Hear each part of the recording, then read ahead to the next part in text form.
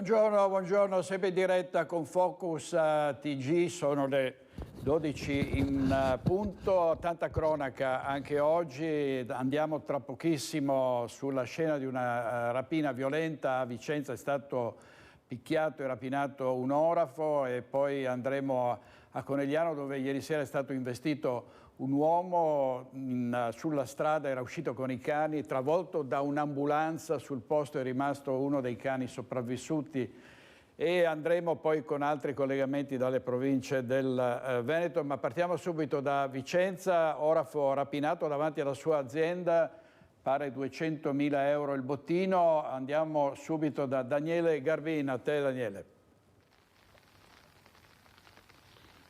Sì, buongiorno direttore, buongiorno ai telespettatori. Siamo proprio in via Bedin, siamo poco lontano dalla caserma dei Carabinieri di via Muggia e alle mie spalle è proprio la sede in quel condominio della Oro 5, la ditta il cui titolare è stato rapinato, un 59enne, proprio mercoledì sera, poco dopo le 18. Diciamo che è ancora traumatizzato per le ferite riportate. Ricordiamo che è stato colpito proprio mentre scaricava il materiale dall'automobile per portarlo dentro in azienda. 3 individui cappucciati erano pronti al buio e sono scattati. L'uomo è stato aggredito, colpito alla testa, una 60ina di punti, però per i fatti rimando al servizio di cronaca che è stato realizzato per riepilogare. E caccia ai banditi. I carabinieri cercano i 3 rapinatori che hanno picchiato a sangue Stefano Melison, 59 anni, contitolare della Oro 5 di via Bedin a Vicenza. Secondo una prima ricostruzione l'agguato sarebbe stato improvviso. I malviventi appostati davanti al laboratorio avrebbero aspettato il momento buono per colpire. Da quanto risulta, quando la vittima parcheggia l'auto davanti all'azienda e apre il portabagagli, i 3 banditi coi volti coperti lo aggrediscono alle spalle. L'orafo tenta una reazione, ma i malviventi a quel punto sparano con una scacciacani e lo colpiscono alla testa col calcio di una pistola più e più volte. Poi scappano con alcune valigie piene di gioielli per un valore che si aggirerebbe sui 200.000 euro. La vittima resta a terra tramortita, l'orafo perde sangue copiosamente, viene portato all'ospedale al San Bortolo. I carabinieri intervengono sul posto, iniziano le indagini. La caccia ai banditi stamattina è ancora aperta. Sì, ed è proprio così, la caccia continua. Ricordiamo che i banditi hanno tagliato un pezzo di rete, si trova a vedere alle mie spalle là in fondo, c'è un parco giochi. In quel momento insomma era preparato sicuramente da tempo questo colpo, perché la rete era tagliata da una settimana, come asserivano i vicini, i testimoni, è stata richiusa, è stata nuovamente riaperta, sembra che sia stato proprio così. In questo momento proprio c'è paura e anche preoccupazione. Ricordiamo c'era anche il socio Paolo Pellizzari, hanno già subito una rapina nel 2013, sempre qui, sempre proprio davanti all'azienda, e non sono nuovi purtroppo a questi fatti. È una zona relativamente tranquilla, come dicono i residenti, ma c'è paura comunque per quello che sta succedendo e dopo quello che è successo stasera. Ecco, lancerei il contributo di una delle vicine di casa che vive qui ed è preoccupata per quello che è successo. Io non abito proprio qua vicino, abito nelle ultime case gialle in fondo. Ho visto che c'erano o carabinieri o vigili del fuoco o comunque c'era un mezzo estremamente grosso e qua nessuno dice niente.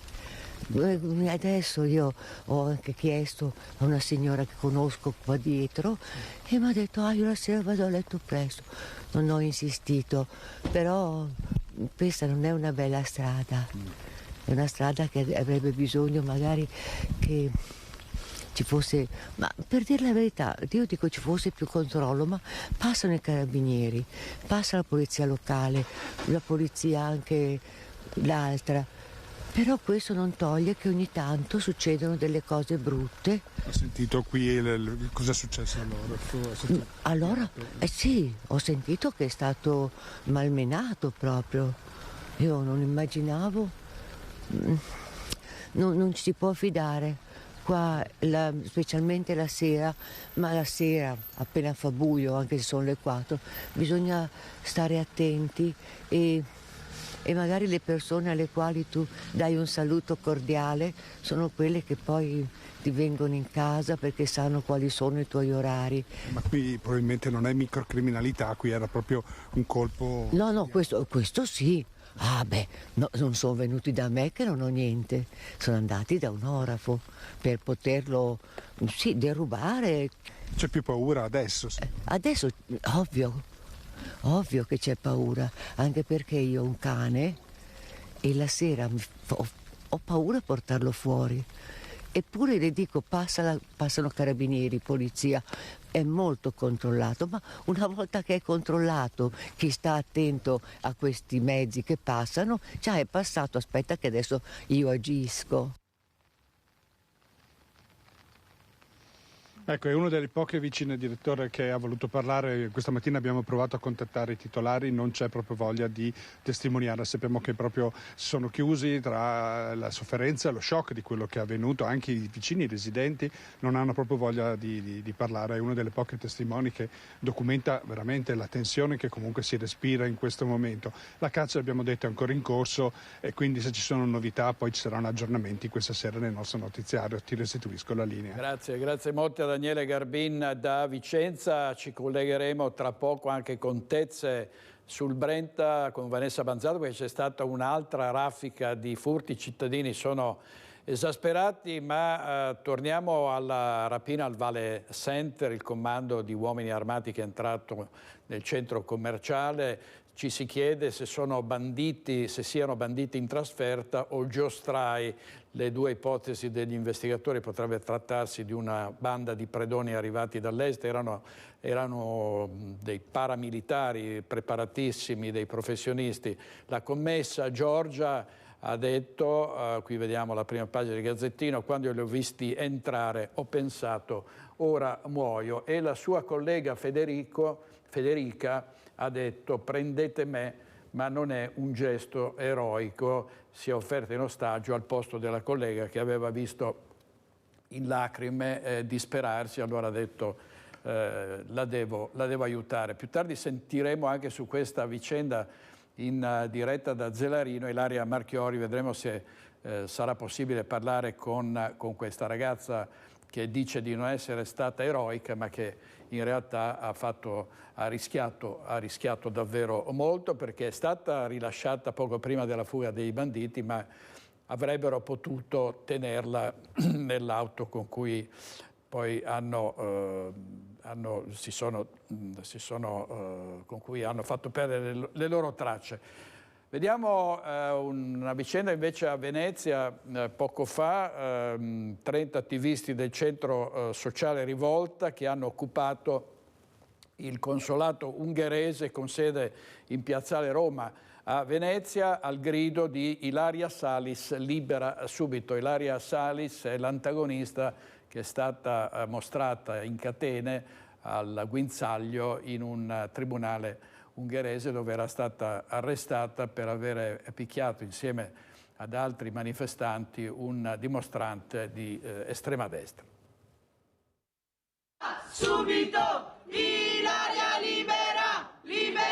Subito! Siamo oggi al consolato onorario ungherese, siamo i ragazzi e le ragazze del centro sociale Rivolta per dire qualcosa di estremamente chiaro. Vogliamo Ilaria libera subito e siamo qua per fare pressioni sul governo ungherese e sul governo italiano per parlare di questa questione, per riuscire a far vedere che ci sono persone che si attivano di fronte all'assenza totale del rispetto dei diritti umani in Europa, con la collaborazione del governo italiano a un governo come quello ungherese di estrema destra, che sta tenendo da un anno in carcere una persona solo con l'accusa di essere antifascista, solo con l'accusa di essere una persona su cui scaricare dinamiche interne e tutto quello che conosciamo bene rispetto anche alle tante discussioni tra Orban e Meloni, al modello di governo che vogliono puntare a costruire, alle leggi che Meloni ha approvato in quest'anno e mezzo di governo, tutte leggi che si legano solo a un aumento della repressione, a un aumento di possibilità di incarcerare, di aumentare i tempi appunto di repressivi in tutta una serie di forme. Siamo tutte antifasciste! C'è una donna italiana che sta venendo portata all'interno delle aule di tribunale, ammanettata ai polsi e alle caviglie, portata al guinzaglio con dei capi di accusa che non tengono assolutamente conto del trattamento che sta ricevendo e che non tengono minimamente conto dei diritti umani che ne stanno venendo rispettati. 10 vittime della strada dall'inizio dell'anno nella Marca trevigiana, l'ultimo incidente gravissimo ieri sera a Conegliano, un 75enne che era a spasso con i cani è stato investito e travolto da un'autoambulanza, ha perso la vita, uno dei due meticci è morto, l'altro è sopravvissuto. Vediamo, prima di collegarci con Anna De Roberto, Tony Esposito e Francesca Pezzo in regia, vediamo la foto del cane sopravvissuto, vedete proprio un'immagine commovente di questo cane che ha vegliato il cadavere del suo padrone. Ma andiamo subito in diretta da Anna De Roberto, a te Anna. Eccoci direttore, buongiorno, siamo sul luogo dell'incidente, siamo qui da circa una ventina di minuti, abbiamo potuto appurare proprio con chiarezza la dinamica perché siamo lungo via 24 maggio e esattamente a pochi metri alle mie spalle inizia il comune di San Vendemiano dove il signor Adriano Canzian viveva e risiedeva. Qui invece siamo già a Conegliano e questo è il passaggio pedonale che il signor Canzian ha attraversato dopo aver portato a camminare i suoi cagnolini, non so se riuscite a vedere, in questo spiazzo verde, in questo prato. Lui evidentemente era solito scendere da casa, lui abita a poche centinaia di metri alle mie spalle, aveva portato i cani appunto a correre sullo spiazzo e poi aveva iniziato ad attraversare questo passaggio pedonale. È stato centrato in pieno dall'ambulanza che veniva da Vittorio Veneto, dall'ospedale di Vittorio Veneto, quindi da quella direzione, per andare all'ospedale di Conegliano. Dentro l'ambulanza c'era un paziente in rianimazione e si trattava di un servizio di emergenza, quindi sirene spiegate e lampeggianti accesi. Non si capisce che cosa sia accaduto, però il signor Canzian era pur sulle strisce pedonali ma ha attraversato la strada, evidentemente non sentendo l'ambulanza arrivare. È stato preso in pieno, sbalzato per una ventina di metri ed è morto sul colpo. Noi abbiamo anche sentito Francesco Benazzi, direttore generale dell'ULSS 2, che oggi, questa mattina, ha sentito l'autista dell'ambulanza, che è un uomo sui 60 anni, che in questo momento è sotto shock. La notizia che vi possiamo dare, che è davvero una notizia dell'ultima ora, è che è stata aperta un'inchiesta per omicidio stradale. Sul posto c'era la Polstrada per le indagini e poi anche il commissariato di Conegliano. E proprio perché siamo in territorio comunale di Conegliano siamo qui con il sindaco Fabio Chies. Sindaco, allora, quando lei ha appreso della notizia si tratta di una tragedia che di fatto coinvolge due famiglie diverse. Sì, esatto, una tragedia che coinvolge un'intera comunità. Ho sentito questa mattina il direttore dell'ospedale, il dottor Salemi, e poi il dottor Benazzi per portargli la vicinanza della città di Conegliano, perché è una tragedia che, come dicevi, coinvolge non solamente la persona che purtroppo è venuta a mancare, ma anche gli operatori dell'autoambulanza che, come dicevi benissimo, tra l'altro era con i lampeggianti, con le sirene spiegate, per cui non riusciamo a capire la dinamica dell'incidente. Hanno aperto un'indagine, cercheremo di capire, ma in questo momento è il momento del cordoglio, di stare vicino ai cari, ai familiari di colui che non c'è più e anche di stare molto vicino agli operatori che sono in stato di shock, perché effettivamente stanno salvando una vita e nel momento in cui stai salvando una vita ti ritrovi coinvolto in un incidente in cui viene a mancare una persona. Un lutto, ripeto, che sta sconvolgendo tutta la città. Allora, il signor Canzian era rientrato dall'Albania, faceva l'imprenditore nel 2018, abbiamo sentito anche il servizio anagrafe. Un'ultima notizia, direttore, perché abbiamo appreso anche che proprio qui a Conegliano c'è stato circa un mese fa un altro incidente stradale che ha coinvolto un pedone e un'ambulanza che ha centrato in pieno una donna anziana. Fortunatamente la donna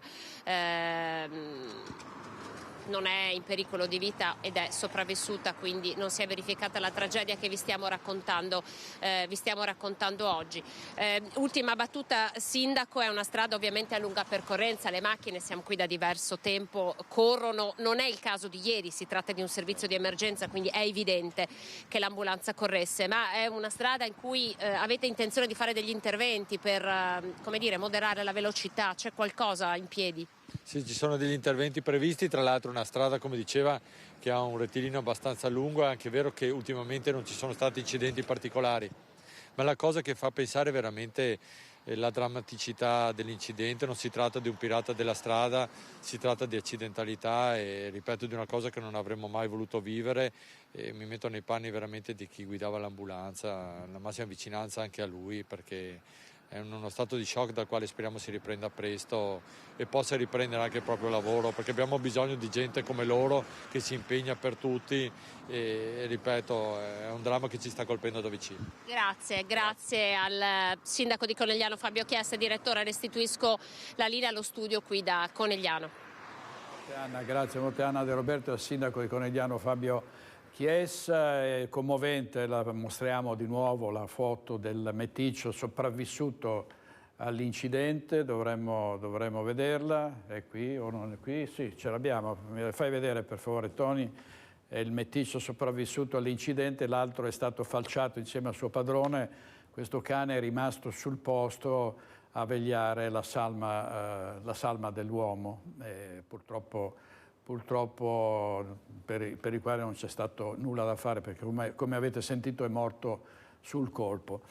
Sembrava un altro atto vandalico a Santo Stefano di Cadore, perché nuovamente divelto il box del Velox in via Udine, a pochi passi da dove lo scorso luglio si consumò l'incidente che costò la vita a Mattia e Marco Antoniello e Maria Grazia Zuin, che vennero investiti da Angelica Utter con un Audi. Proprio su questa strada era stato divelto il box del Velox. Tempo fa era stato anche identificato un ragazzo. Sembrava che qualcun altro avesse ripetuto il gesto, poi in realtà è stato un falso allarme, perché questo box era stato semplicemente spostato per questione di manutenzione dagli operai, ma subito si era temuto a un altro gesto che in qualche modo viene sempre ricondotto al così tristemente celebre Fleximan, che molti invece tendono ad osannare. E sarà riposizionato a breve il Velox abbattuto lungo la provinciale del Piovego a Villa del Conte, come già successo a Campodoro, dove il sindaco ha voluto replicare così a questo vandalo. La decisione dei sindaci della Federazione del Campo Sampierese è arrivata dopo essere stati ricevuti dal prefetto. Vediamo. Il Velox di Villa del Conte, nell'Alta Padovana, quello colpito da Fleximan e rivendicato con un cartello lo scorso 22 gennaio, verrà ripristinato. Una scelta della Federazione del Campo Sampierese, arrivata dopo aver incontrato il prefetto di Padova, Francesco Messina, la scorsa settimana. Abbiamo deciso che prevalesse il principio di legalità. In questo momento sì, verrà riposizionato in breve giro nel luogo dove è stato abbattuto. Il principio di legalità deve prevalere su ogni azione criminale e sulla base di questo, a maggioranza, i 10 sindaci della federazione hanno deciso che il Velox lungo la strada provinciale Piovego sarà ripristinato al più presto. Verrà riposizionato dalla ditta che appunto ha in capo il noleggio, non lo so, tempi tecnici comunque nel giro di breve tempo. La sicurezza non può essere messa a repentaglio da atti vandalici e nemmeno ci si deve come istituzioni abbassare agli atti vandalici e alle conseguenze che ne hanno. Atti vandalici, ma ancora tanti furti, troppi furti, e c'è stata una raffica di furti a Tezze sul Brenta. Andiamo subito da Vanessa Banzato. Buongiorno a te direttore e a tutte le persone che ci stanno seguendo. Sì, c'è molta preoccupazione a Tezze sul Brenta, perché nel giro di un paio di notti sono almeno 5 i colpi, tra quelli che sono riusciti, sono stati portati a termine dai malviventi e quelli tentati. Tante le segnalazioni che sono arrivate attraverso i social, anche alla nostra redazione, e cresce la preoccupazione, dicevo, tra i residenti e soprattutto anche il sindaco Luigi Pellanda, che è qua accanto a me, esprime parecchia preoccupazione. Sindaco, che sta succedendo? Perché di solito i mesi, chiamiamoli caldi, caratteristici purtroppo per le ondate di furti sono quelli legati tra il periodo tra novembre e dicembre. Adesso pare che ci sia una nuova ondata di colpi, soprattutto in abitazione. Questa cosa desta parecchia preoccupazione. Sì, certo, la preoccupazione dei miei concittadini e anche la preoccupazione mia e di tutta l'amministrazione comunale. Speravo che dopo i mesi caldi, come dicevi tu prima, di novembre e dicembre, la cosa si fosse un po' tranquillizzata, ma viste queste segnalazioni dobbiamo prendere provvedimenti. Io ho sentito i carabinieri, i quali invitano tutti i cittadini che hanno queste segnalazioni a farle direttamente a loro e non sui social, perché così possono intervenire immediatamente con tempestività, insomma, ecco, e quindi altrimenti vanificano quello che è il loro servizio. Diciamo che mi hanno assicurato una presenza continua e costante sul territorio di giorno e di notte e che faranno il possibile per sorvegliare, insomma, fare in modo che questi fatti non avvengano. Il modus operandi è praticamente sempre lo stesso, ovvero il buco praticato in un infisso per riuscire ad entrare.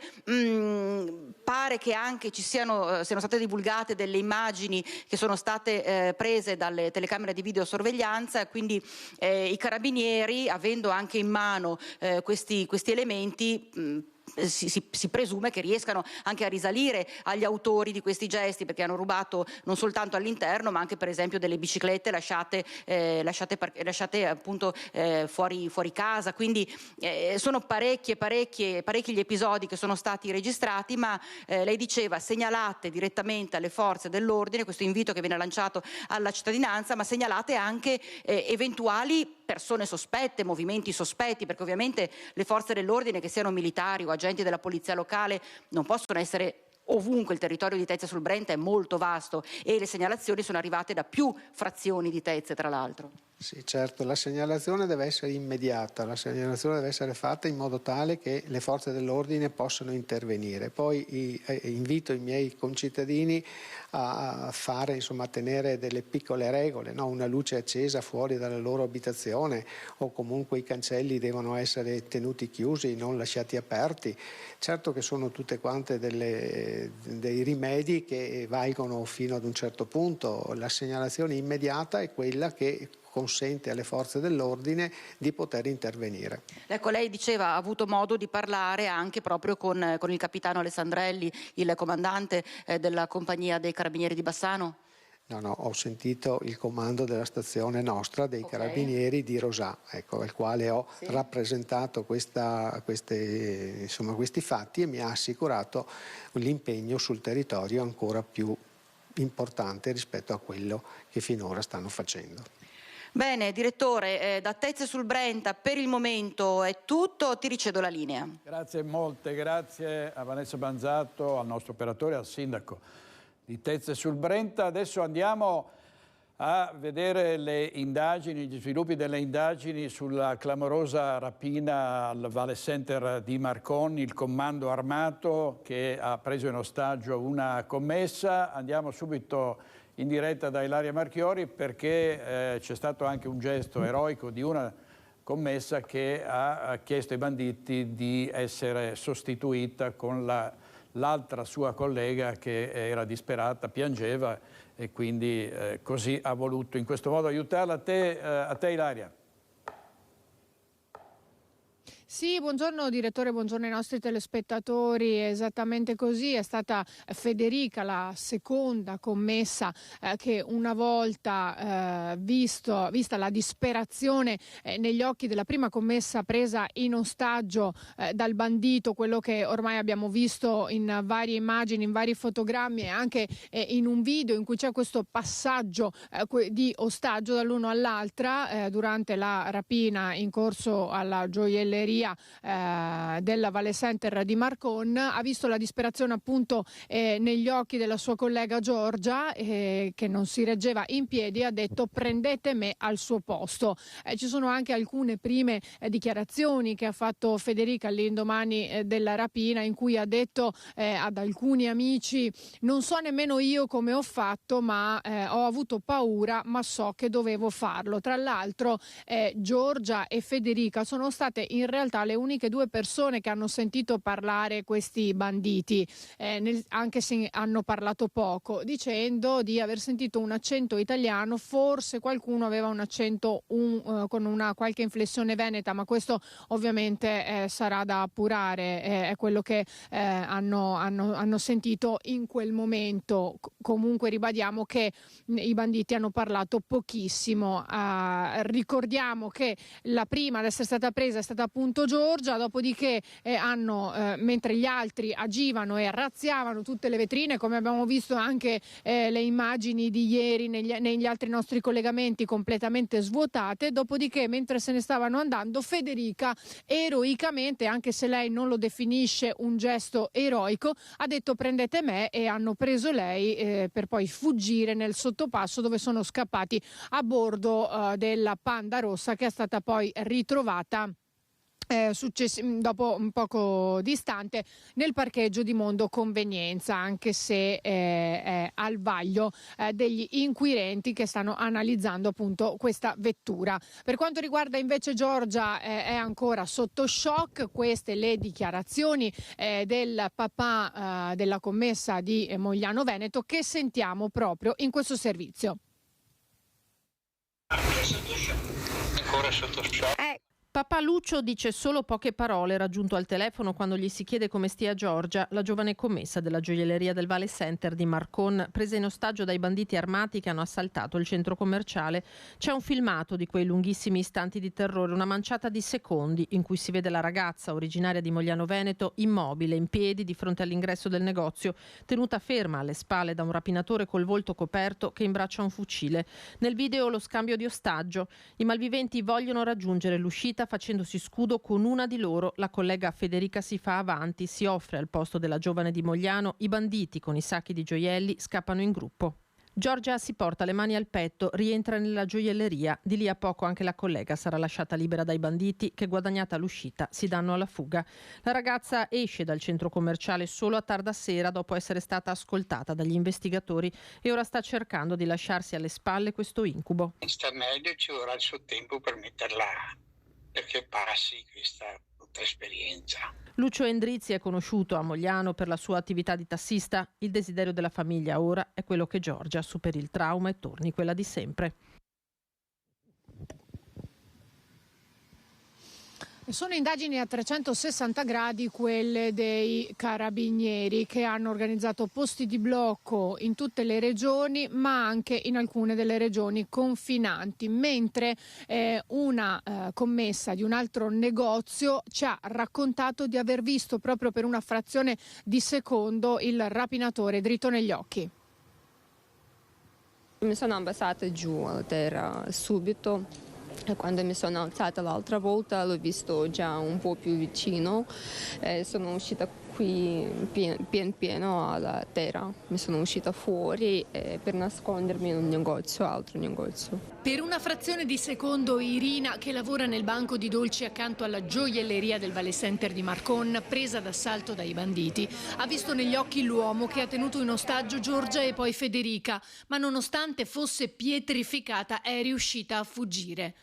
Non è facile tornare alla normalità dopo un simile shock, mentre a caccia ai banditi con posti di blocco in tutta la regione, estesi anche ad alcune confinanti come il Friuli Venezia Giulia. Varie le ipotesi dei carabinieri. La prima, quella di una banda arrivata dal sud, con il modus operandi che ricorda quello di rapine commesse in Puglia o in Campania. Potrebbe però anche trattarsi di un comando proveniente dall'ex Jugoslavia, dove queste bande sono molto precise nell'organizzazione dei colpi e dallo stile militare. Infine, un gruppo di giostrai che spesso utilizzano armi lunghe proprio come quelle della rapina in gioielleria. Mai avremmo immaginato in un centro commerciale alle 7 di sera, senza spudoratezza. Avevano secondo me fatto il sopralluogo già qualche ora prima, nei giorni precedenti sicuramente, perché era molto comodo svaligiare quest'ala del centro in quanto c'è una porta proprio di sicurezza attaccata al negozio, quindi era molto facile entrare e uscire da qua. Non sarebbe stato possibile individuarli e fermarli al momento. Fondamentale sarà infatti l'analisi delle immagini delle telecamere di videosorveglianza sia interne che esterne al centro commerciale. Nel frattempo le due commesse sono state nuovamente interrogate. Ho avuto modo di parlare con Giorgia in primis e ho visto ovviamente una ragazza provata da quello che è stato un avvenimento assolutamente straordinario, e ho parlato con le restanti dipendenti, c'era anche da parte loro una situazione particolare di agitazione, è da dire che però ho fatto i complimenti per il sangue freddo che hanno dimostrato, la tranquillità dimostrata, ma ce lo diciamo anche, lo diciamo forte, davanti a una banda organizzata, armata fino ai denti come quella che ha visto rapinare ieri sera questa gioielleria. Difficilmente anche le forze dell'ordine avrebbero potuto contrastare un avvenimento di questo tipo. Un elemento che potrebbe poi essere molto utile per gli investigatori riguarda il bandito che ha preso in ostaggio Giorgia usandola come scudo. Impugnava il Kalashnikov con la mano sinistra, quindi potrebbe essere mancino, dettaglio da tenere in considerazione una volta che ci sarà una lista di sospettati. Si sta continuando sulla via della verifica delle targhe e delle autovetture che sono state utilizzate per la rapina. Gli sviluppi li vedremo nei prossimi giorni. C'era sconcerto e preoccupazione tra i clienti che all'indomani dell'assalto armato alla gioielleria si sono recati nel centro commerciale. Qualcuno si è addirittura chiesto come si sarebbe comportato se si fosse trovato lì in quel momento. A me dà un certo che adesso entrare, dopo quello che abbiamo visto ieri sera, ti fa un po' di paura. Io ho lavorato per 22 anni qui dentro, adesso non ci sono, però solo il pensiero che comunque anch'io lavoravo e mi trovassi da sola, ero di sopra, sarei rimasto un po'... Lo stupore, misto in alcuni ad un po' di paura, in altri ad una certa dose di fatalismo, sono i sentimenti prevalenti tra chi stamattina entra a fare acquisti al Vale Center, appena poche ore dopo la rapina di un comando di uomini incappucciati armato anche di Kalashnikov. Inevitabile per molti porsi la domanda: come mi sarei comportato se ci fossi stato io? Mi ha detto che viene anche con suo figlio, che è piccolo. Ah sì, vengo sempre a fare la spesa anche, quindi se mi trovavo là ieri penso che, non so, mi sarebbe venuto un colpo soprattutto per lui, perché sì, un po' per tutti, cioè non è una cosa appunto tutti i giorni qua, ormai stiamo veramente andando via proprio di testa, non so. Che ho mia figlia che lavora qui.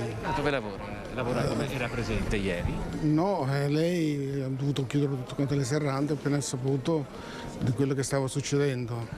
Ma è possibile che 5 personaggi entrano con un mitra e nessuno non fa nulla? Le telecamere cosa servono? Il genitore è più preoccupato da... Molto preoccupato, perché ieri sera fin quando la cosa non si è risolta io ero preoccupatissimo. Non è che ho dormito molto questa notte, avevo abbastanza risvegli, quindi sì, non ho dormito molto, però d'altronde bisogna anche superarle certe cose purtroppo, nel senso sicuramente ti resta per un bel po' il trauma, però poi non è che ci siano tante alternative. Non ci sono alternative. L'immagine degli uomini incappucciati e armati ha scioccato tutti, ma nonostante questo bisogna anche sforzarsi a rimanere sereni. Con che spirito si torna oggi qui a fare la spesa? Beh, con lo stesso spirito di prima, non è cambiato niente. Una cosa del genere però non era mai capitata. No, qui no, che io sappia no. Quindi non è preoccupata? No, abito anche qua vicino, non è che in zona. È più preoccupato adesso? Un po' sì, un po', però non tanto, ecco, però comunque è sempre sorvegliato, non so come mai, non capisco proprio. Ma c'è sempre stata un po' di queste cose qua, comunque faceva gola, si vede che qualcuno ci ha pensato. Ci raccontano che in genere qui non c'è tanta gente durante le mattine delle giornate feriali. Curiosamente oggi ce n'è di più. Infatti io ho sentito dalla gente che hanno detto questa cosa ma magari la gente è anche curiosa. Mentre le indagini stanno proseguendo appunto a 360 gradi in tutte le province della nostra regione e anche un po' oltre, in alcuni centri commerciali è stata addirittura rafforzata la macchina interna della sicurezza. Per il momento da Mestre è tutto, io restituisco la linea allo studio. Grazie molto Ilaria, davvero grazie da Marcon dal Valle Center. Vediamo, è tornata a far parlare di sé Elena Cecchettin, la sorella di Giulia, che era finita in una polemica per dichiarazioni dopo l'omicidio della sorella. Aveva detto la cultura dello stupro è un omicidio di Stato, insomma si era polemizzato. Oggi ha detto, ha parlato contro Mare Fuori a Sanremo. L'amore non ha niente a che vedere con la violenza maschile, di un siparietto intriso di pink washing. Le vittime di femminicidio se ne fanno poco. Aveva riprodotto il post di un'altra persona che aveva anche parlato di frasi dei ragazzi di Mare Fuori da baci Perugina. Vediamo una parte di quello che questi giovani ieri sera hanno detto a Sanremo. Ecco, è proprio per questo che questa parola è la più preziosa, quella su cui investire per il futuro, perché ciò che conta è che ricominciamo a guardare gli uni negli occhi degli altri, e quello che sceglieremo di vedere dipenderà solo da noi. Andiamo avanti, queste era una parte delle parole che hanno pronunciato questi ragazzi di Mare Fuori, del cast di Mare Fuori, ieri a Sanremo, e la polemica innescata da Elena Cecchettin. E proprio dopo l'omicidio di Giulia Cecchettin, le segnalazioni alle forze dell'ordine di maltrattamenti sono in forte aumento, lo certificano i dati dei Carabinieri di Padova. Sono 25 le segnalazioni arrivate ai Carabinieri di Padova da inizio anno per reati legati alla violenza di genere. 25 richieste d'aiuto da ogni parte della provincia che fanno emergere violenze e soprusi nei confronti delle donne. L'ultima è arrivata ai militari della stazione di Trebaseleghe, che hanno denunciato in stato di libertà un 57enne ritenuto responsabile di maltrattamenti nei confronti della moglie. La coppia si stava separando e la donna subiva continuamente vessazioni psicologiche da parte del marito, andando a minare la sua tranquillità. Lo scorso 5 febbraio, invece, gli uomini della stazione di Tombolo hanno denunciato in stato di libertà un 63enne originario del Marocco che aveva aggredito, prima con una spranga di ferro, la moglie. L'uomo è stato fermato dalla figlia, ma ha continuato a minacciare di morte la donna, dicendole che l'avrebbe bruciata con il cannello da saldatura. A Lozzo a Testino, nei Colli Euganei, lunedì scorso, invece, è stato denunciato un 68enne del posto che aveva aggredito con un coltello la moglie e si era fermato solo grazie all'intervento dei figli. Il 3 febbraio, a Tombolo, un 23enne ha aggredito la sua ex compagna perché lei non aveva risposto al telefono. Anche in questo caso l'uomo è stato denunciato. Molestie ad una quindicenne, la Procura di Padova indaga un 70enne che è stato riconosciuto dalla vittima. Sentiamo Chiara Gaiani. Si è chiusa con la denuncia di un 70enne per violenza sessuale ai danni di minori l'indagine della Procura di Padova aperta dopo la segnalazione di una quindicenne che a fine settembre sull'argine di Volta Barozzo aveva subito pesanti molestie. La giovanissima aveva forato la ruota della bici e per questo aveva chiesto aiuto a un passante. Il 70enne, anche lui in bici, si era fermato ma senza prestarle alcun soccorso. L'aveva molestata baciandola e toccandola. La quindicenne era riuscita a fuggire e una volta arrivata a casa accompagnata dai genitori aveva sporto denuncia.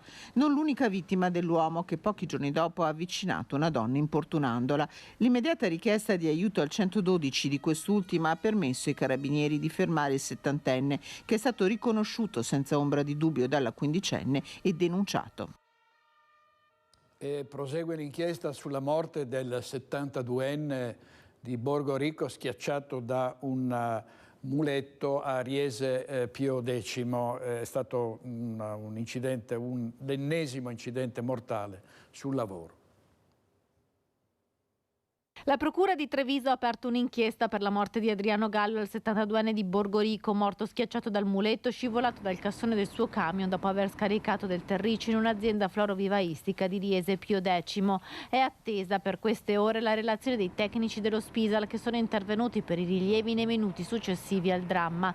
Al momento non ci sono indagati, ma l'indagine vuole fare chiarezza sulla dinamica e capire cosa abbia provocato la caduta fatale del muletto che ha travolto e schiacciato Adriano Gallo senza lasciargli scampo. L'uomo, insieme al figlio, era titolare di una ditta specializzata nella commercializzazione di fertilizzanti e concimi a Borgorico. In paese, così come nel vicino comune di Massanzago, era molto conosciuto, un gran lavoratore, molto attaccato alla famiglia, come lo descrive Stefano Scattolin, sindaco di Massanzago, che lo conosceva bene, dato che la moglie di Gallo aveva insegnato nella scuola primaria del paese. Una persona sempre disponibile, disponibile anche per far piaceri, per aiutare in tutti i modi, molto semplice, e anche aveva in mente alcune proposte di macchine agricole per lavorazioni particolari, era intraprendente nel suo lavoro. La famiglia è chiusa nel dolore e al momento non è ancora stata stabilita la data dei funerali. Vi abbiamo parlato in apertura di Focus TG, oggi ci sono in regia Tony Esposito e Francesca Pezzo del gravissimo incidente accaduto a Conegliano, un uomo falciato da un'ambulanza mentre era per strada con i suoi due cani, e c'è stato, come abbiamo detto nei giorni scorsi, purtroppo lo schianto mortale ad Oderzo, dove ha perso la vita Chiara Bortoletto, la 25enne di Crocetta, che non avrebbe potuto guidare. Le era stata infatti sospesa la patente qualche mese fa. Il dettaglio è emerso nelle ultime ore, proprio a poche ore dal funerale che si terrà alle 15 a Crocetta. Vediamo se è pronta Valentina Visentin da Padova per l'anno accademico. C'è il ministro Nordio, dovremo averla tra pochissimo, ci collegheremo con lei per sentire cosa ha detto il guarda sigilli. Intanto sempre da Padova, esalazioni di gas nel centro meccanografico delle Poste. La denuncia dell'incidente che ha provocato malesseri tra i dipendenti è stata fatta dalla CGIL, che dice una gestione inadeguata sul piano della sicurezza dei lavoratori. Esalazioni di gas che sono entrate nel sistema di ricircolo del condizionamento dell'aria, provocando malesseri ai lavoratori. Attimi di concitazione al centro meccanografico delle Poste di Via della Ricerca Scientifica a Padova. A rendere noto quanto è accaduto mercoledì mattina è stata la CGIL di Padova. L'esalazione di gas sarebbe stata provocata da una manovra errata di una ditta impegnata nei lavori sul tetto dello stabilimento di Poste Italiane. L'intervento immediato del direttore di produzione, che ha fatto allontanare dai reparti il personale areando i locali, ha scongiurato ulteriori conseguenze ai lavoratori. Ancora una volta, ma oramai non ne teniamo più conto, tanti sono i nostri interventi di denuncia. Questa direzione si è dimostrata impreparata a gestire gli eventi prevedibili e imprevedibili che accadono in questo centro di smistamento. Per la CGIL però l'episodio accaduto mercoledì dimostra il mancato controllo sull'operato delle ditte esterne. Nell'ultimo periodo, continua il sindacato, ci sono state altre occasioni in cui la salute dei dipendenti è stata messa a rischio. A Treviso torna il caos al parcheggio Appiani, dove alcuni richiedenti asilo, in attesa di essere convocati, si sono spostati e dormono davanti alla questura. Molti di loro hanno la febbre, uno ha il catetere, un'emergenza mai risolta. Non è la prima volta infatti che queste persone si dormono all'addiaccio e bivaccano proprio intorno al quartiere in cui tra l'altro c'è la questura di Treviso. Vediamo il servizio di Anna De Roberto. La polizia ci ha mandato via, ha detto, via dal parcheggio, nessuno ci ha dato protezione. Fa freddo nel parcheggio, sì, fa troppo freddo. Come facciamo a stare sul pavimento? Come facciamo? Ho un problema agli occhi, questa è la mia cicatrice. Voglio un dottore, per favore, aiutatemi. Please help me, please help, please. Dicono di avere la febbre, di essersi ammalati dopo diversi mesi nel parcheggio dell'Appiani, dove ora fa troppo freddo per dormire. Per questo da 3 giorni si sono spostati qui. Il parcheggio è troppo freddo, ci sono troppi problemi e poi stiamo tutti assieme, tanti si stanno ammalando, ci sono troppi problemi. Un'emergenza Appiani mai risolta, nonostante il comune di Treviso abbia sempre provveduto a sue spese a bonificare l'area e l'intervento della comunità di Sant'Egidio. Ecco i giacigli, i calzetti lasciati asciugare, le immondizie. In questo gruppetto che ha scelto di salire in superficie c'è anche un 36enne del Pakistan, appena uscito dall'ospedale, ha il catetere. Non lo abbiamo incrociato solo per pochi minuti. Qui non abbiamo né un letto né qualcosa da mangiare. No, nothing.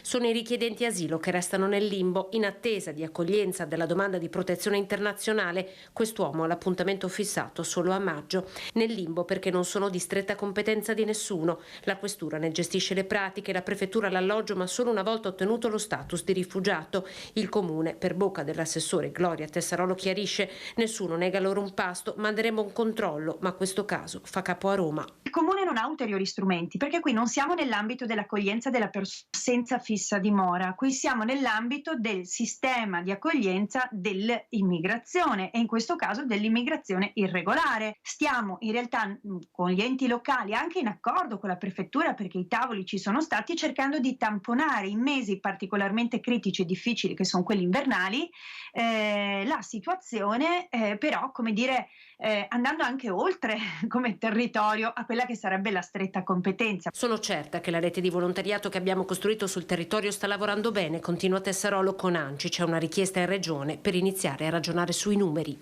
Io ovviamente segnalerò a Sant'Egidio e alla polizia locale.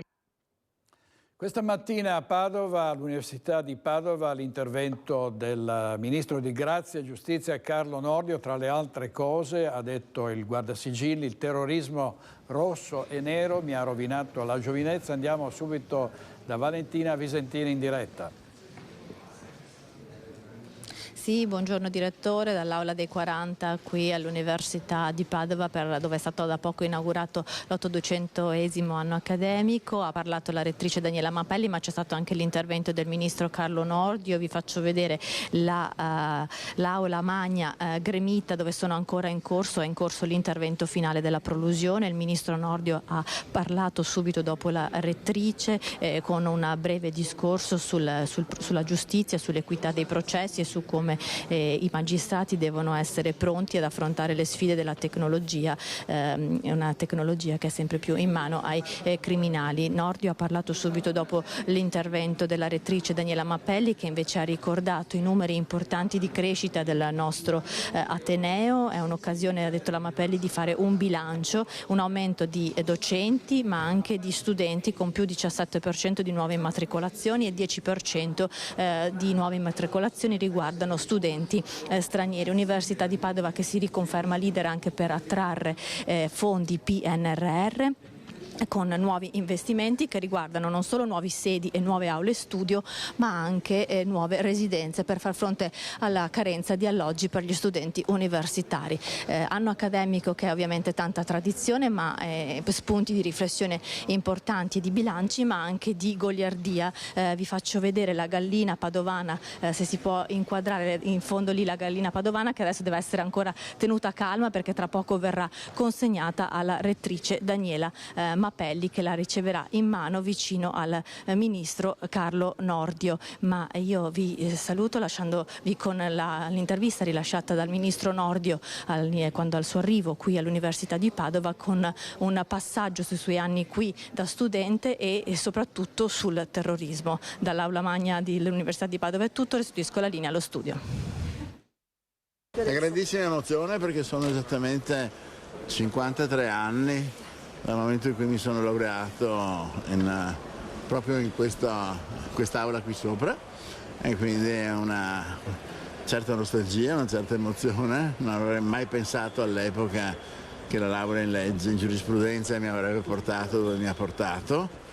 Ringraziamo quindi il cielo e il destino di essere qui oggi a rendere omaggio a questo tempio, che poi non è soltanto del sapere, ma è anche del coraggio, perché dall'Università di Padova, cioè dai tempi del Risorgimento fino alla Resistenza, vi sono state manifestazioni importanti anche dal punto di vista operativo per combattere lo straniero e l'invasore, e quindi vi è un duplice omaggio che va fatto a questa straordinaria e antichissima Universa Universis Patavina Libertas. E ai ragazzi cosa dirà oggi? Ai ragazzi che saranno, a tutti gli studenti che sono qui presenti? Ma più che altro sarà un saluto abbastanza teorico sulla giustizia, l'equità, la legalità e la necessità di rispettare le regole, ma trattandosi di un, ripeto, tempio del sapere, non sarà un discorso politico e neanche operativo. Penso di dire poche parole, ma di ordine essenzialmente generale, un po' filosofico, un po' teorico, perché siamo appunto in un luogo dove si deve imparare a ragionare più che a operare. Giovani che si stanno perdendo però, perché di violenza sono sempre più aggressivi, sono sempre più anche che sfiorano la delinquenza. Ma purtroppo la delinquenza minorile oggi è uno dei problemi diciamo che sono più allarmanti. Bisogna però anche considerare che bisogna vedere il bicchiere mezzo pieno oltre che mezzo vuoto. Vorrei ricordare che qui a Padova, quando studiavo io, non c'era un pomeriggio dove non vi fossero manifestazioni violentissime di studenti. Qui dentro c'è stato, qui a Padova, il peggio del terrorismo. Abbiamo avuto i neofascisti, i neonazisti e dall'altra parte l'autonomia operaia e le brigate rosse, neri e rossi, che hanno tra l'altro sfasciato, se così posso dire, anche la mia giovinezza, visto che poi a 30 anni ho iniziato a indagare proprio sulle brigate rosse che avevano qui a Padova uno dei centri più importanti. E noi dimentichiamo quanto male si vivesse fino a pochi anni fa. Poi oggi vi sono queste forme di delinquenza che sono molto pericolose, molto fastidiose, e la delinquenza minorile fa parte di queste manifestazioni. Penso che sia soprattutto però nell'ambito delle famiglie e successivamente nelle scuole che vada fatta un'educazione alla legalità, soprattutto attraverso l'esempio più ancora che con le parole. Quando si è all'università si è già maturati e quindi quel che c'è, ecco, il software si è già formato.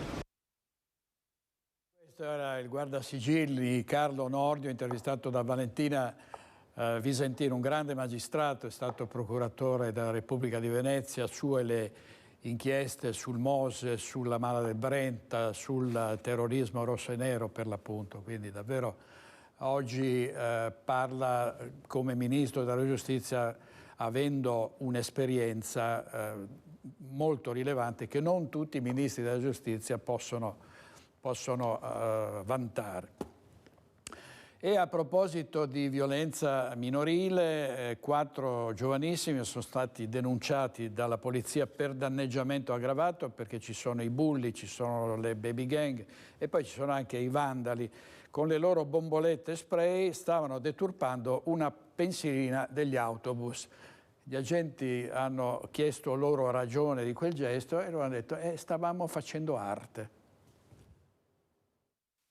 Erano circa le 22 quando un anziano cittadino ha assistito a un atto di vandalismo nei pressi della centralina della PS e della pensilina dell'autobus in viale 4 novembre a Treviso. La pronta chiamata alle forze dell'ordine ha portato alla denuncia di 4 writers, 2 ragazze e 2 ragazzi, per imbrattamento aggravato perché stavano deturpando con la vernice delle strutture pubbliche. I 4 giovani ventenni, 2 della provincia di Treviso, 1 della provincia di Venezia e 1 del Bellunese, ancora sul posto, non sono stati trovati in flagranza di reato, ma con le mani macchiate di vernice. Perquisendo i loro zaini, gli agenti hanno rinvenuto delle bombolette spray. Stupiti di essere fermati da una pattuglia della polizia, i ragazzi si sono difesi dicendo agli agenti: perché ci fermate? La nostra è arte, non stiamo facendo niente di male. Opinione che non tutti condividono. Tali forme di espressione devono trovare spazio in contesti appropriati e autorizzati, ci dicono. Non è il posto giusto quello. Si fa sui muri dove chi gli permette. A pensarla così sono anche i più giovani. Dipende dove lo fanno e cosa scrivono. Non lo so, dipende. Cioè, per una cosa così probabilmente no. Però ti dico, non lo so, magari fabbrica abbandonata, uno spazio vuoto, ci sta. Treviso ha offerto diverse opportunità per gli artisti emergenti di esprimere la propria creatività in modo legale e rispettoso dell'ambiente urbano, ad esempio la Restera, dove molti writers legati a progetti di street art hanno dipinto svariati murales. Qui gli artisti hanno condiviso le proprie opere con la comunità senza infrangere le leggi o arrecare danni. Sfruttavano gli immigrati accolti nei CAS facendo lavorare gratis senza alcuna formazione e ospitandoli in condizioni degradate. A Vigonza la squadra mobile con il personale dell'Ispettorato del Lavoro ha messo i sigilli alla sede di una cooperativa. Erano stati affidati alla cooperativa con l'obiettivo di un'accoglienza straordinaria finalizzata all'integrazione. Erano finiti a lavorare gratis, senza alcuna formazione, sotto continuo ricatto. È quanto emerso dall'indagine condotta dalla squadra mobile di Padova in collaborazione con il personale dell'Ispettorato del Lavoro, che ha sottoposto a sequestro preventivo finalizzato alla confisca una società cooperativa con sede a Vigonza. Indagato per violazione di norme in materia di immigrazione, caporalato ed estorsione, un 48enne padovano, fino a dicembre presidente della cooperativa. Un'indagine partita dopo che la polizia aveva fermato un tunisino, rientrato in Italia dopo una prima espulsione nel 2019, che risultava assunto nella cooperativa di Vigonza. Da qui gli agenti hanno ricostruito le storie di 19 giovani richiedenti asilo del Mali, del Burkina Faso, del Senegal, della Costa d'Avorio e della Guinea, che dopo essere arrivati in Italia lo scorso aprile erano stati affidati alla cooperativa che li aveva messi al lavoro in condizioni che arrivavano a violare la loro dignità, come spiega il questore di Padova Marco Odorisio. Venivano sfruttati, quindi messi come manovalanza in questo capannone, insomma, in questo opificio con mansioni appunto di assemblaggio o di etichettatura, e man mano che poi le indagini e accertamenti sono proseguiti è emerso addirittura senza venire pagati, a costo zero, veniva prospettata addirittura il rischio di essere poi di non poter proseguire nel loro iter di richiedenti asilo, quindi di essere allontanati, perdere anche quelle che erano, diciamo, le prospettive di poter avere un permesso di soggiorno. Con pazienza gli agenti hanno ascoltato le storie di 19 richiedenti asilo, ricostruendo i dettagli di uno sfruttamento che arrivava addirittura all'inganno. Si faceva sottoscrivere una sorta di patto di formazione lavorativa, inclusione sociale, e anche le condizioni poi, quando da un punto di vista alloggiativo sono state riscontrate carenze igienico-sanitarie, ma mancava completamente anche sul posto di lavoro, oltre alla formazione anche la sicurezza stessa negli ambienti di lavoro. La medesima cooperativa, in base alla documentazione sequestrata, disponeva di un'unità locale all'interno del carcere di Rovigo e di una sede operativa a Pianiga nel Veneziano. Dopo il sequestro, l'indagine va avanti. Stanno proseguendo, ripeto, ulteriori accertamenti non solo su questa cooperativa, ma visto il sistema che era stato, perché possiamo parlare proprio di vero e proprio sistema, non di un qualcosa di occasionale, stiamo verificando che non ci siano situazioni analoghe anche in altri contesti relativi appunto all'accoglienza. Passiamo alla politica, andiamo a Bassano del Grappa, dove sono alle viste, come in tanti altri comuni del Veneto, le amministrative dell'8 e del 9 giugno. Il centro-sinistra ha trovato il suo candidato nell'ex vice sindaco Roberto Campagnolo, e oggi invece ci si chiede se ci riuscirà anche il centrodestra, che si è riunito, ma c'è stata una fumata grigia. Vediamo. Fumata grigia ma con garbo. Non siamo alle pacche sulle spalle, però l'incontro romano fra i referenti regionali dei partiti del centrodestra sembra aver messo ordine nella bagarre che da settimane investe la coalizione di governo bassanese. Sul piatto le comunali in tutto il Veneto, con un occhio di riguardo per il futuro di Bassano, anche se pare che dalla riunione sia emerso come la città venga considerata di seconda fascia rispetto ad altri comuni che andranno al voto. Resta da chiarire cosa si intenda per seconda fascia, ma vista l'attenzione di Lega e Fratelli d'Italia per le imminenti elezioni in salsa bassanese, non sembra proprio che il piatto sia così povero. Comunque, le parti si stanno avvicinando e nella lista delle proposte del Carroccio sarebbe rimasto solo il vicepresidente del Consiglio regionale, Nicola Finco. Fratelli d'Italia, dal canto suo, tiene il punto su Andrea Zonta e su Stefano Giunta, anche se i due nomi non sarebbero del tutto graditi alla Lega. Forza Italia mette nell'urna il bigliettino con il nome di Mariano Scotton, ma le chance per quest'ultimo di poter rappresentare l'intero centrodestra sono davvero minime. Il quadro che ne esce è di una situazione distesa, ma con l'ascia di guerra che non è del tutto seppellita. Martedì ci sarà un altro incontro che potrebbe essere quello decisivo. Ma se i due grandi attori di questa trattativa, Lega e Fratelli d'Italia, non dovessero mettersi d'accordo, c'è il rischio che il centrodestra corra separatamente. In tal caso, secondo alcune fonti, Forza Italia potrebbe addirittura convergere con il centro che sta nascendo a Bassano proprio per polarizzare le forze moderate.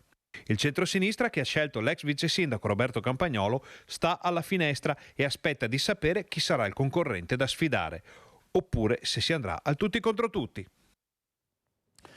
E la faccenda di Bassano, città di seconda fascia, ha colpito molti cittadini. Subito arriva anche la bacchettata da parte dell'opposizione. Bassano, dice un consigliere, è uno dei comuni più importanti del Veneto, sia per numero di abitanti, ma soprattutto per il suo valore storico ed economico, per la sua ricchezza culturale, la sua importanza sul territorio. Non si può neanche immaginare che sia governata da qualcuno che la considera una città di serie B. Queste le critiche rivolte dall'opposizione alla maggioranza del sindaco Elena Pavan. Andiamo in pubblicità, 2 minuti e torniamo subito.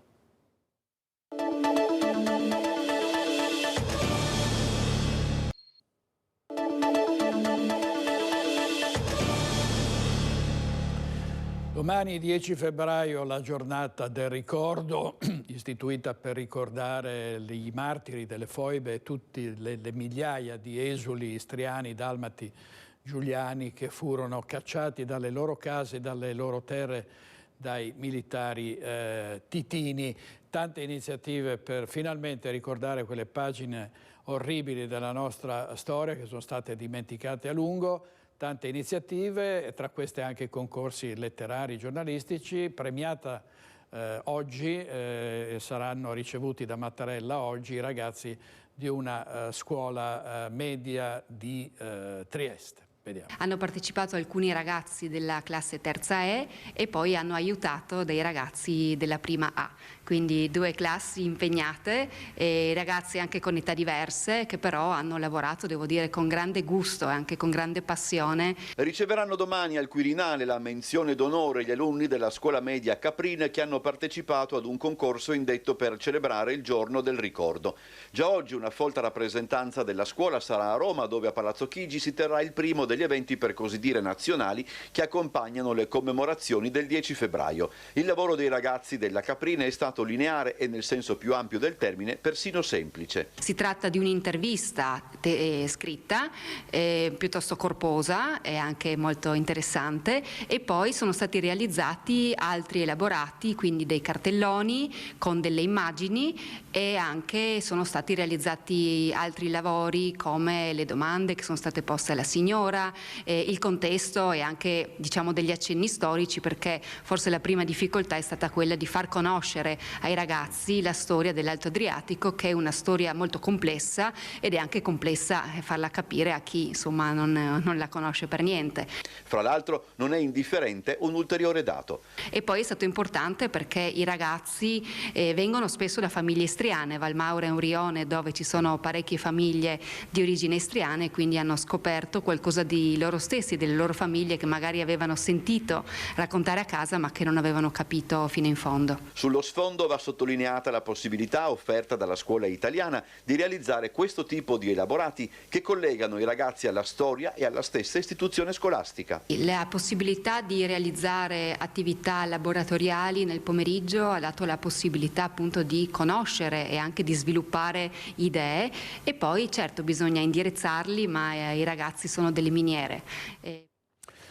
Il nostro servizio da Trieste, i nostri colleghi di Tele4, parliamo di sanità. C'è da molto tempo in corso una discussione sul rischio che la sanità pubblica così volga verso quella privata, e su questo c'è stata un'interrogazione del consigliere regionale Fabrizio Boron. In Veneto arriva il medico di famiglia privato e la politica si muove subito per capire se si tratti di una situazione isolata oppure se la sanità pubblica stia virando veramente verso il privato. Se lo chiede, e lo chiede pure alla giunta regionale, anche Fabrizio Boron, che ricorda come le prime esternalizzazioni di servizi ospedalieri siano passate sotto traccia per poi diventare quasi normalità. Ricordo già nel passato, quando si parlavano di servizi ospedalieri alle cooperative, sembrava così qualcosa di piccolo, qualcosa di passeggero, e invece oggi sappiamo e abbiamo tutti sott'occhio che molte parti dei servizi all'interno del servizio sanitario vengono affidati a cooperative private. La domanda sorge spontanea: si va verso una sanità privata? Dico, è solo l'inizio o è solo una notizia così estemporanea? Perché sappiamo tutti quali sono le attese, sappiamo tutti quali sono le mancanze dei medici. Ecco quindi cosa chiede il consigliere all'assessore Manuela Lanzarin. La Regione come si pone su questo tema? È un tema che osserva, che è attenta, ed è soprattutto è un tema che gli sta a cuore, perché dobbiamo aumentare l'organico di medicina generale, ma soprattutto non dobbiamo dar adito che magari domani ci troviamo dei medici privati dove chi ha i soldi se lo può permettere e chi non ha i soldi aspetta una visita magari settimane o mesi. Non è solo questione di carenza di personale. Secondo molti bisogna cambiare radicalmente l'organizzazione della sanità in Veneto. Al netto che mancano medici e al netto che ci sono ovviamente delle difficoltà di reperire professionisti, ma la soluzione è quella ovviamente di assumere solo medici o di organizzare anche il sistema in un modo più efficiente? Già, bella domanda. Qualcuno vuole rispondere? Vice Ferdinando Garavello, restiamo nel Vicentino perché i sindaci dell'Ovest Vicentino protestano per il trasferimento di pazienti dei reparti ortopedici dall'ospedale di Valdagno a quello di Arzignano. Sentiamo di cosa si tratta. Quelli che non ci stanno, quelli che dicono no, quelli che la sanità non si tocca. Loro sono i sindaci della Valle del Lagno. Le coordinate dicono Ovest Vicentino, Ulsotto, Valdagno, Ospedale San Lorenzo. Il primo passo indietro a settembre, quando il pronto soccorso ortopedico nei fine settimana è stato trasferito al Cazzavillan di Arzignano. Il secondo passo indietro è storia di questi giorni, quando i pazienti ricoverati nel reparto di ortopedia nell'ultimo fine settimana sono stati portati dall'ospedale di Valdagno a quello di Arzignano. Venerdì scorso purtroppo 7 ambulanze sono partite da Valdagno in direzione Arzignano per trasferire 7 pazienti che non avrebbero avuto garantite le cure di reparto durante il weekend. Carenza di personale, sembra essere questo il motivo dell'ultima riorganizzazione, sempre lo stesso, per cui la sanità pubblica va ancora una volta in sofferenza. I ricoverati nel reparto di ortopedia nel fine settimana vengono portati dall'ospedale di Valdagno a quello di Arzignano, una soluzione forse temporanea, causata dalla carenza di ortopedici, ma i sindaci contestano innanzitutto i modi, perché dicono è una scelta calata dall'alto e non condivisa. Non c'è mai stata alcuna condivisione di questo progetto, una comunicazione eventualmente, ma personalmente mi sono sempre opposto e ho sempre criticato questo tipo di scelta. I sindaci contestano la forma, ma anche la sostanza. Perché spostare i pazienti con autisti e infermieri, si chiedono, quando bastava spostare un ortopedico? 7 autisti, 7 infermieri, 7 ambulanze, una risorsa sicuramente importante che avrebbe potuto benissimo essere ovviata con la precettazione di un ortopedico da qualche altro ospedale dell'USL 8 Berica. I medici in tutta l'USL 8 ci sono e vanno evidentemente ripartiti ai fini di mantenere quei servizi che i cittadini chiedono. Sindaci furiosi, furiosi loro, i cittadini, quelli che si battono contro l'impoverimento dell'offerta sanitaria dell'Ovest vicentino, quelli che chiedono al Lussotto un cambio deciso di rotta. Noi sindaci lavoriamo giorno e notte per garantire i servizi ai nostri cittadini, non vogliamo che di notte qualcuno disfi questa tela di Penelope. Lo chiediamo con forza e lo chiediamo con degli atti concreti che diano risposte immediate al nostro territorio. E sui problemi della sanità, in particolare sulle liste d'attesa, sulla carenza di medici di base, c'è un rapporto della CGIL. Sentiamo. Sanità pubblica, dalle liste d'attesa ai servizi ai cittadini, ai medici di base, temi analizzati durante un incontro organizzato dalla CGIL che ha voluto mettere in luce le criticità a partire dagli investimenti da calare sulla sanità territoriale. La progressiva riduzione dei posti letto negli ospedali anche del nostro territorio non ha avuto come contraltare un importante e auspicabile potenziamento di quelli che sono i servizi territoriali. Vale a dire tutta quella serie di servizi a persone fragili che pur non avendo magari bisogno di accedere, poiché non in fase acuta, ai servizi ospedalieri, comunque necessitano di cure appropriate.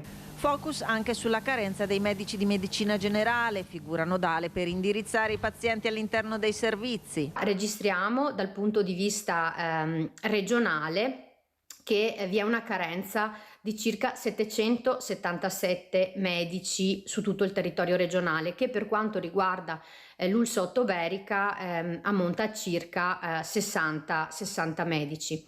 Ecco che questa carenza diventa ancora più problematica nel momento in cui appunto il tentativo espresso da Regione Veneto è quello di valorizzare e di sviluppare la sanità territoriale. Altro aspetto evidenziato dalla CGIL è quello relativo alla programmazione del fabbisogno di professionisti della salute e della valorizzazione del loro ruolo, problematica da inquadrare nella fotografia demografica del territorio che registra un alto indice di vecchiaia.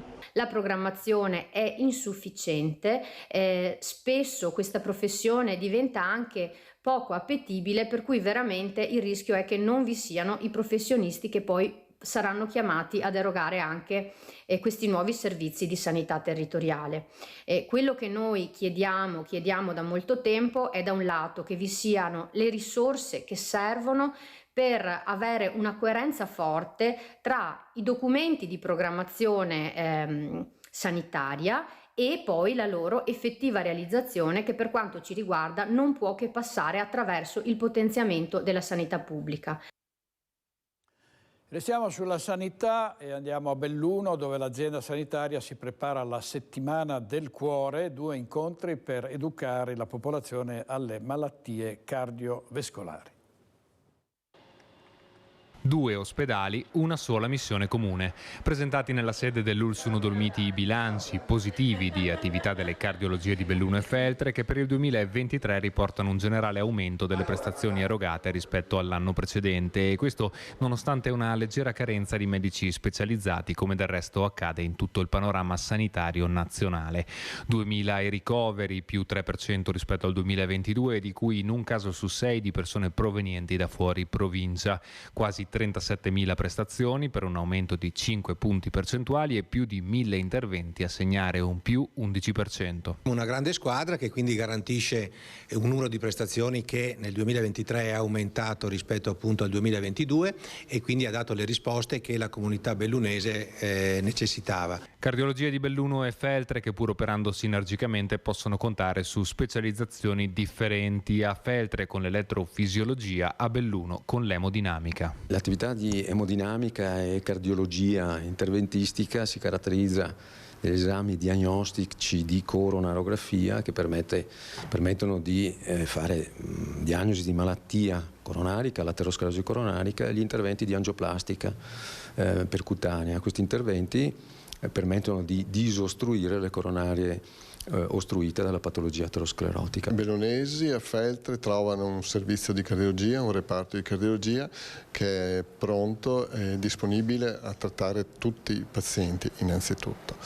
Secondo, la nostra specificità è quella dell'elettrofisiologia, cioè quella delle cure delle aritmie, attività che viene fatta su pazienti che non hanno su pazienti che sono delle persone che non hanno soltanto il problema aritmico, e quindi viene fatta in collaborazione con la cardiologia di Belluno, perché gli aspetti di collaborazione tra le due cardiologie sono fondamentali.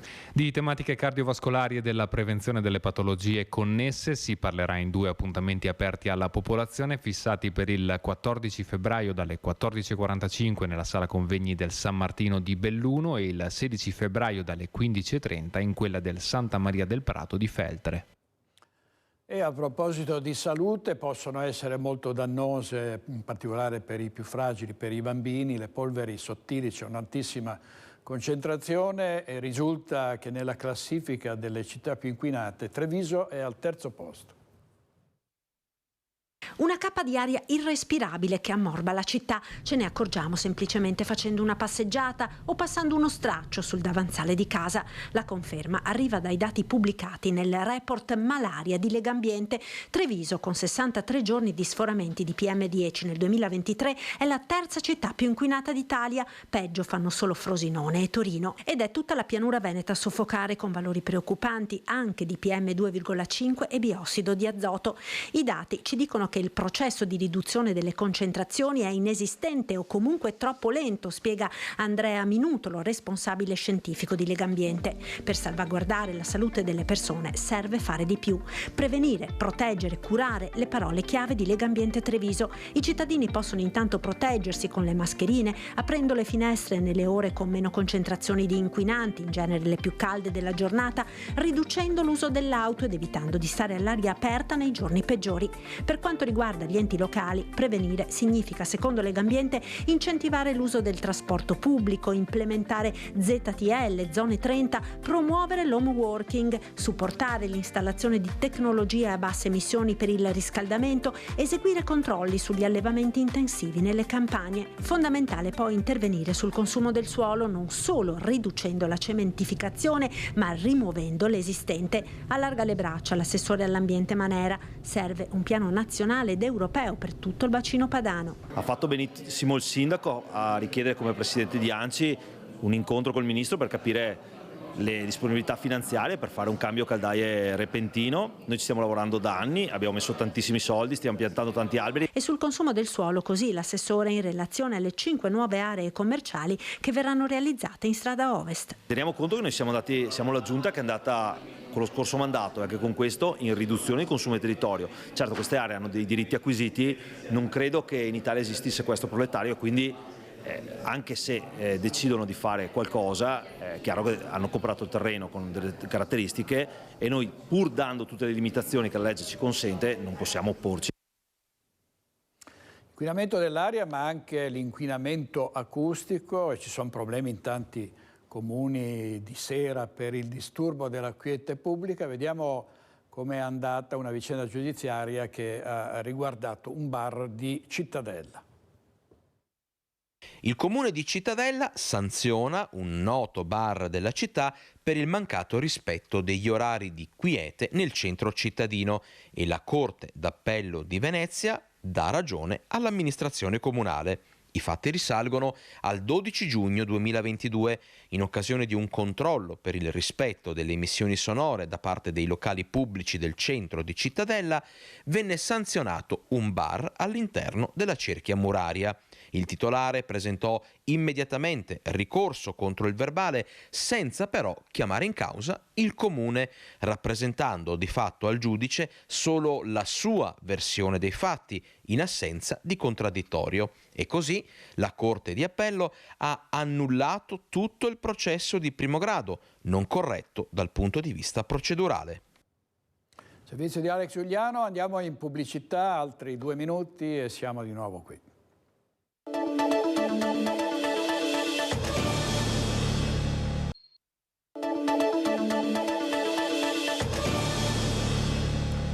Allora, la manifestazione dei trattori ovviamente sta continuando un po' in tutta Italia. Ieri sono arrivati a Sanremo, può darsi che oggi venga letto un comunicato. Intanto vediamo un titolo del Fatto Quotidiano: trattori nel centrodestra e lite continua. La Lega dice sull'IRPEF il governo ha sbagliato, Foti di Fratelli d'Italia risponde scelta della maggioranza. Una proposta della Lega è appunto quella di esentare gli agricoltori, una parte degli agricoltori, dal versamento dell'IRPEF.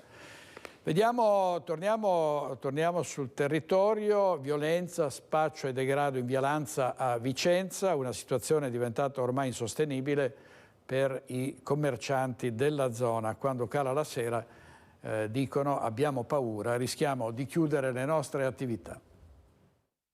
Situazioni di spaccio anche durante il giorno, risse, spesso risse, e appunto questi assembramenti di gente ubriaca, drogata che gira per il piazzale. Spaccio, degrado e violenza. Cala la sera e arriva la paura in via Lanza, esercenti stremati da una situazione ormai incontrollabile, clienti che per paura scelgono di non avvicinarsi alla zona, attività che oggi rischiano la chiusura.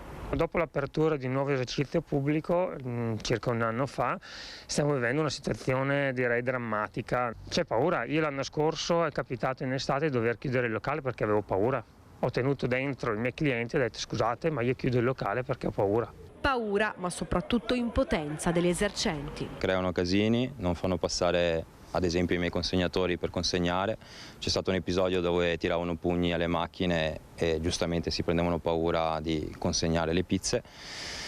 Fanno la pipì anche davanti al locale. C'è stata una scena anche dove io avevo già chiuso, ero venuto a parlare un po' con Matteo, l'altro titolare del bar, e si sono messi a tirare cocaina davanti al bancone, cioè davanti a tutti. Attività della zona ogni sera ostaggio di violenza e spaccio, esercenti che chiedono aiuto all'amministrazione comunale. Che cosa chiedete all'amministrazione comunale? Un po' più di controllo e di gestire questa situazione, più che altro per noi, perché lavoriamo dalla mattina alla sera, ci diamo da fare, e farci rovinare il lavoro per altri non è giusto, insomma. Più controlli e nuovi protocolli nel rilascio delle licenze per nuove attività e più sicurezza. Appello che gli esercenti potranno fare in prima persona lunedì prossimo. In programma infatti un incontro con il sindaco Giacomo Possamai. Come gruppo consigliare Fratelli d'Italia sono mesi che denunciamo una situazione in molti quartieri drammatica. Apprezziamo che il sindaco abbia contattato i residenti e i commercianti di zona, positivo da un lato, ma negativo che siano i media a mettere in risalto quello che sono le problematiche e il degrado in città. Non possono più esserci zone franche e zone di degrado in nessuno quartiere di Vicenza. Un fossato al confine tra Abano e Montegrotto è stato utilizzato come discarica da qualcuno che ha gettato un divano nell'acqua. Ci mancano solo i divani, di solito si ritrovano lavatrici, frigoriferi, mobili, insomma, di tutto e di più. 2 poltrone gettate nell'acqua della canaletta utilizzata come discarica da un incivile che ha voluto disfarsi del proprio divano buttandolo nel canale che scorre tra via Fasolo, tra Abano e Montegrotto. La segnalazione arriva da un residente che ha fotografato questo scempio condividendo sui social network le immagini del divano abbandonato nell'acqua e avvisando entrambi i comuni. Dopo alcuni giorni le poltrone però sono ancora lì perché essendo al confine tra Abano e Montegrotto non è ancora chiaro di chi sia la competenza del ritiro degli ingombranti. Ed ora vediamo qual è la situazione in Val Brenta a una settimana esatta dalla visita del vice ministro Enrico Edoardo Rixi, il punto sui lavori della frana, perché nel frattempo c'è stata un'altra riunione tecnica, praticamente la Valsugana è rimasta bloccata. Vediamo. In questa riunione tecnica si è da un lato confermato che gli interventi posti in essere sono quelli previsti e gli unici fattibili e quindi la deadline è quella del 3 marzo con riapertura il 4. Ovviamente se non vi saranno imprevisti. Naturalmente tutti sperano che non ci siano imprevisti, soprattutto gli automobilisti costretti da settimane a fare il giro decisamente più lungo per la Feltrina. Dopo la pulizia stanno posando le reti e quindi con la posa delle reti ci sarà la messa in sicurezza delle persone che possono poi operare sul viadotto. Quindi in quel momento si aprirà, in senso per via di marcia, in una carreggiata, mentre inizieranno poi i lavori per mettere a posto il resto del viadotto e quelli comporteranno comunque tempi più lunghi. E in attesa che riapra almeno parzialmente la strada statale 47, la situazione nella vecchia provinciale in destra a Brenta è decisamente peggiorata negli ultimi giorni, con Ferrazzoli che si dice pronto a rivedere l'ordinanza. Noi stiamo controllando per quello che è compatibile con le capacità del Comune di Val Brenta la viabilità, con una presenza importante da parte dei vigili. Abbiamo già fatto molte sanzioni, ma vi è un passaggio eccessivo di mezzi pesanti che derivano da sud. Su questo devono essere intensificati i controlli anche non da parte nostra, perché se dovesse continuare così è evidente che si dovrà rivedere l'ordinanza e fare in modo che si restringano ulteriormente i passaggi. Intanto i controlli sono stati intensificati. Chi sarà pizzicato a transitare senza averne diritto rischia una multa fino a 87 euro. E torna la sfida per la gallina d'oro in Prato della Valle a Padova e per la sfilata dei carri del Carnevale. Vediamo. Domenica 11 febbraio torna il Grande Carnevale di Padova con la parata dei carri allegorici in Prato della Valle, ormai una grande tradizione, un momento molto atteso. Invitiamo ovviamente tutti a presentarsi in maschera per unirsi al divertimento. Ci si potrà presentare in Prato della Valle già dalla mattina. Sono attese più di 50.000 persone domenica per il Carnevale di Padova in Prato della Valle. Una giornata che inizierà alle 10:30 con l'apertura dell'area ristoro e dove si potrà anche assistere all'allestimento dei 10 carri allegorici che inizieranno a sfilare alle 14:30. Con questi 10 grandi carri che ci sfideranno per l'ambita Gallina d'Oro. Questo è il premio che nel corso degli anni abbiamo sempre dato al carro più bello, premiati anche il secondo, il terzo e poi il premio per la migliore scenografia, visto che oltre ai carri ci sono centinaia di figuranti che li accompagnano. Tutto questo, tempo permettendo, la sfilata infatti potrebbe slittare a martedì 13 febbraio in caso di maltempo. E a Carnevale le frittelle o i crostoli? Sentiamo cosa hanno risposto ad Alex Giuliano i bassanesi. Le tentazioni non mancano neanche a Carnevale e allora scopriamo insieme a quale tentazione cedono più volentieri i bassanesi. Crostoli o frittelle per rendere ancora più dolci questi giorni di festa? Siamo in pieno Carnevale, frittelle o crostoli? Quest'anno che cosa vince? Frittelle, assolutamente frittelle. Crema, zabaione? Di tutto. Normali, con zabaione, con la crema chantilly, qualsiasi tipo, ma frittelle. Le frittelle. Le frittelle? Sì. Allora buonissimo. Vado per le frittelle. Ha scelto lei per tutti e due? Molto gentile. Crostoli. Come mai non le frittelle? Non mi sono mai piaciute. Quest'anno costano di più i dolci di Carnevale? Non lo so, perché io sono a dieta. Sono aumentati un po' i costi dei dolci di Carnevale quest'anno, secondo lei? Sicuramente. Io faccio tutto in casa e quindi però sono aumentati. C'è poco da dire, è tutto aumentato e quindi anche i dolci. A che cosa non si rinuncia per Carnevale? Frittelle o crostoli? A nessuno dei due, non si rinuncia a niente. Preferibili i crostoli, sono più tradizionali. Crostoli. Crostoli? E me li faccio da me. Ah, ci dica la sua ricetta per i crostoli. Allora, 2 uova, perché sono pochi che faccio per me, un bicchiere di vino bianco, 2-3 cucchiai di olio, farina e prendo la farina lievitata così non dopo il lievito. Zucchero a velo ci vuole? Sì, dopo. No, preferisco il zucchero come una volta.